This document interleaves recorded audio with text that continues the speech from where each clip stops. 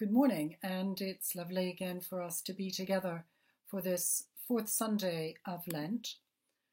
Over these past weeks, we've been hearing in John's Gospel Jesus in some significant conversations with people.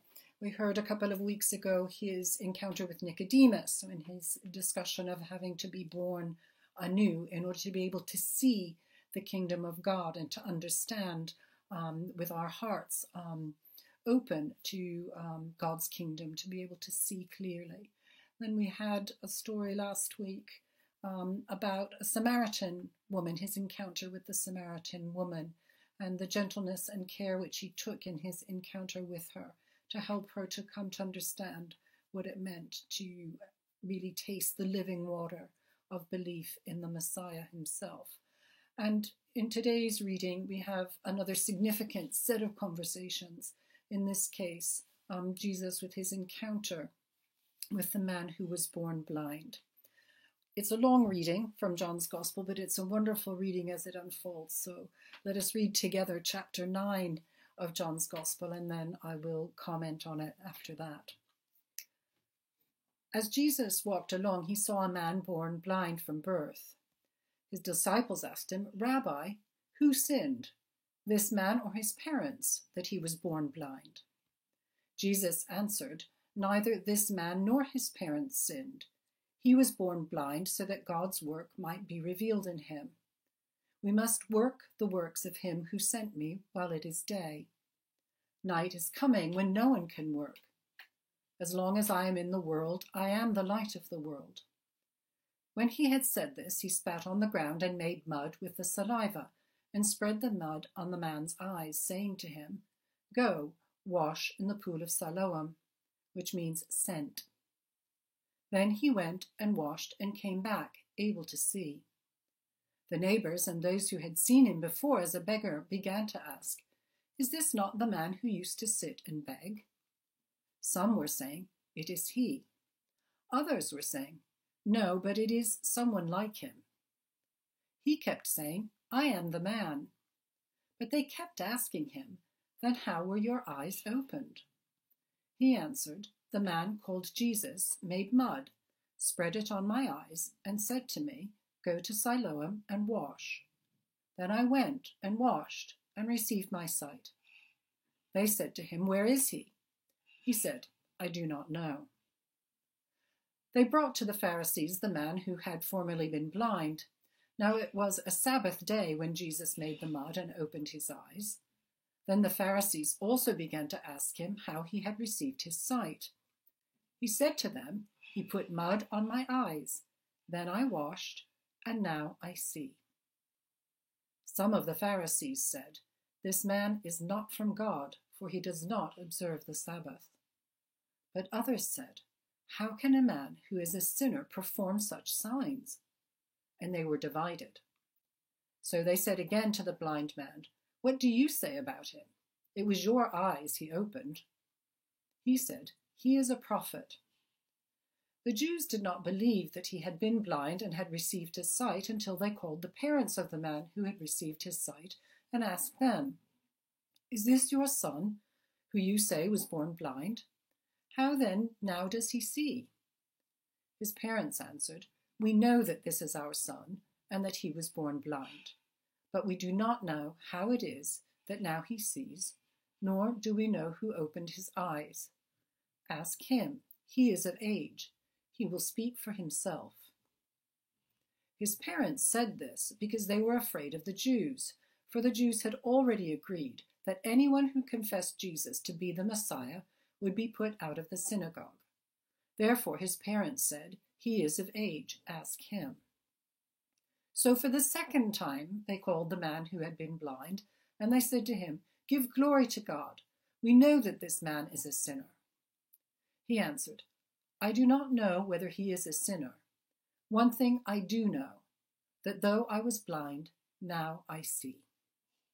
They said to him, "What did he do to you? How did he open your eyes?"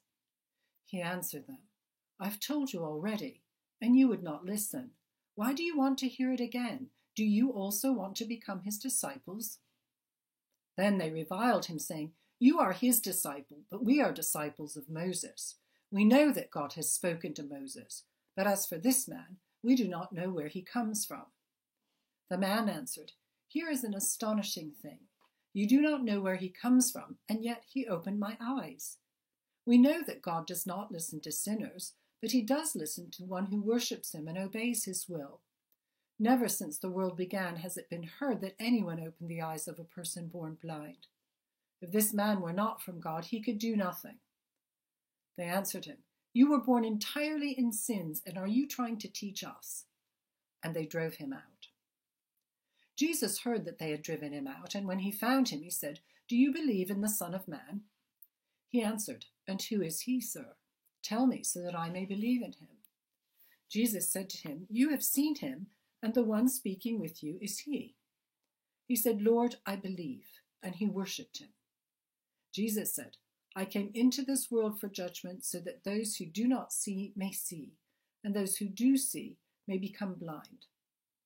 Some of the Pharisees heard him say this and said to him, "Surely we are not blind, are we?"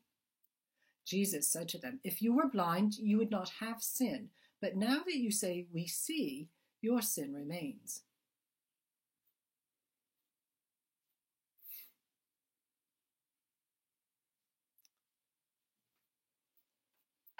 So,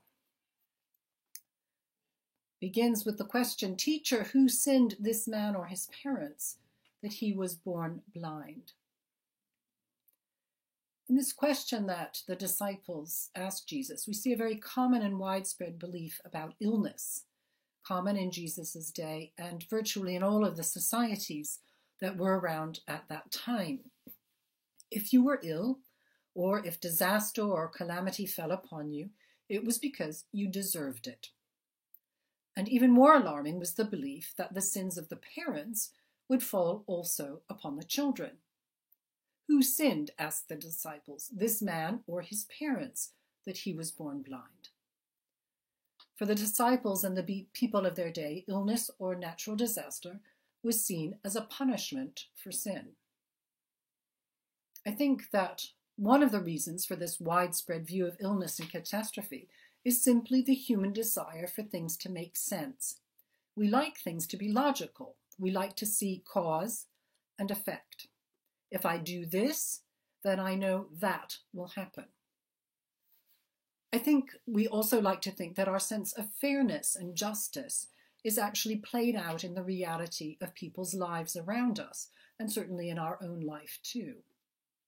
When bad things happen, we don't want it to be just random, and we really don't like it when bad things happen to good people. We like to think that justice works very simply.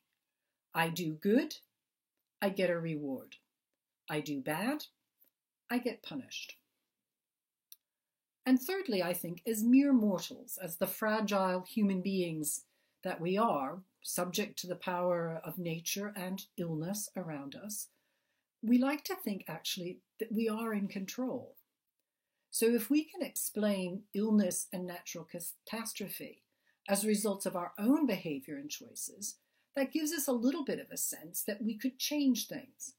All we need to do, maybe, is change our behavior, change our way of thinking, and everything will be all right.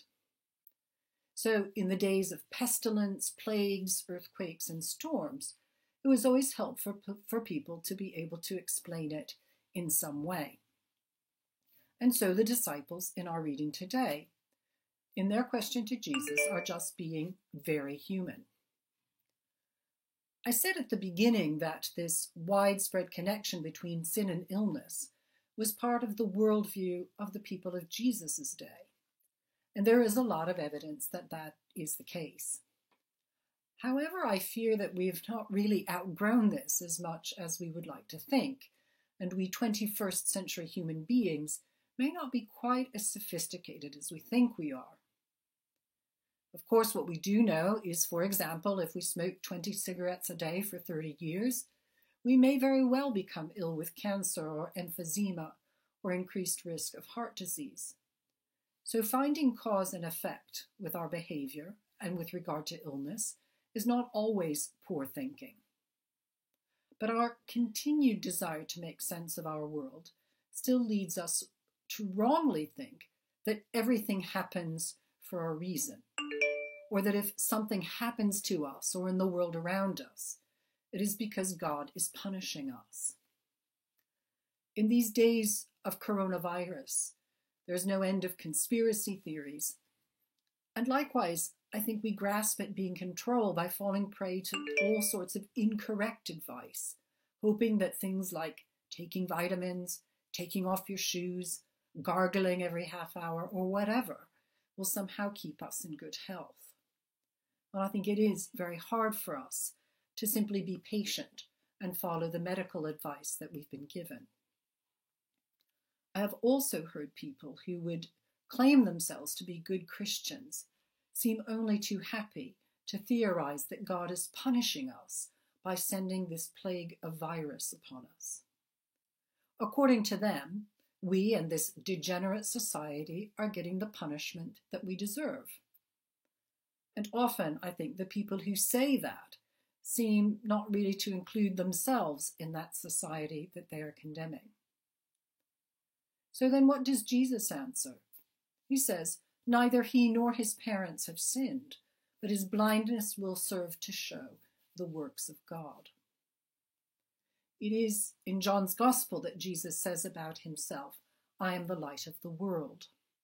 And we heard 2 weeks ago in his conversation with Nicodemus that Jesus says that God sent his Son into the world not to condemn the world, but that the world might be saved through him.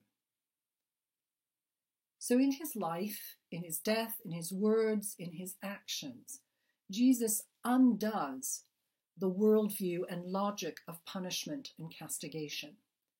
And he opens for those who can see it a way of life not based on condemnation, that kind of harsh tit-for-tat justice of reward for good works and punishment for bad, but rather a life based on the grace of God, a life based on God's forgiveness, on God's desire for us to live fully in his love, and to allow that love to transform us and be shared with others. The long conversation that the man born blind has with the Pharisees simply serves to show how difficult it is for us to see and understand the grace of God when we think we already have the answers. When in our hearts and minds we have set up for ourselves and for others a system of being good and thus deserving good things, or being bad and getting your just deserts, we then become blind to God's grace in us and in others. While it is true that these days of coronavirus are causing us all to think long and hard about how we live, our behaviors towards others, and the ways that our lifestyles may be damaging to us all, it is an injustice to God to think that he has somehow waved a wand of disease upon us. Christ is light, Christ is hope, Christ is life, Christ is love, Christ is forgiveness and transformation. And it's not for us to drag Christ down into our own all too human view of the world. That is our blindness and the blindness of the religious leaders of Jesus' day. In fact, the sin in this story did not reside with the man born blind. In fact, the simplicity of the man's acceptance of his healing is remarkable. When the Pharisees accuse Jesus of being a sinner, the man refuses to enter into judgment. I don't know if Jesus is a sinner. The only thing I know is that I was blind, and now I can see. This simple man has a deeper knowledge and a deeper capacity to see than do the Pharisees. And the sin of these leaders is their arrogance in thinking that they have all the answers. The challenge for us as followers of Jesus is to be humble, to be freed from our own arrogance, to be people who can see the kingdom of heaven and the grace of God in our own lives. The challenge is for us to realize that even when our faith feels strong, it doesn't mean that we have all the answers for everybody else. And even when we're trying hard to be good disciples of Jesus, it is not for us to pronounce judgment on others. Like this man born blind, we're invited to look at our lives and to notice the grace and light which God has poured into us, in big ways, in small ways. And our prayer is that God will continue to lift us out of blindness and open our eyes to his grace at work in us and at work in the lives of those around us. Thanks be to God.